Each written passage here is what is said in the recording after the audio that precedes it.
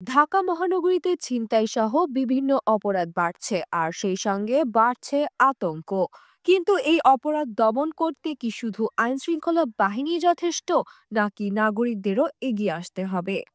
Dhaka metropolitan police commissioner Mohammad Sajjad আলীর আহ্বান জানিয়েছে, চুপ না থেকে সক্রিয় হন, প্রতিরোধ গড়ে তুলুন। বিজয় সরণির বিশেষ নিরাপত্তা কার্যক্রম পরিদর্শন শেষে তিনি বলেন, একটা ঘটনা ঘটলে 5 মিনিটে ভাইরাল হয়, অথচ আগে মানুষ এগিয়ে আসতো, প্রতিরোধ করত।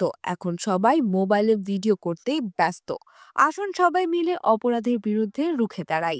তবে সতর্ক থাকুন, আইন নিজের হাতে তুলে নেবেন না। সম্প্রতি উত্তরায় ছিনতাইকারীর সন্দেহে দুজনকে ধরে পেটানোর প্রসঙ্গে তিনি বলেন, অপরাধীকে ধরুন কিন্তু আইন শৃঙ্খলা বাহিনীর হাতে তুলে দিন। কেউ নিজের হাতে আইন তুলে নিবেন না। ছিনতাইকারীদের বিরুদ্ধে চলছে বড় অভিযান। ডিএমপি কমিশনার জানান, সেনাবাহিনী, র্যাব, এপিবিএন, এটিইউ সহ বিভিন্ন সংস্থার যৌথ উদ্যোগে শুরু হয়েছে অপারেশন টেবিল হান্ট। এই অভিযানে অনেক চিহ্নিত অপরাধীকে গ্রেফতার করা হয়েছে, আরও ধরা পড়বে।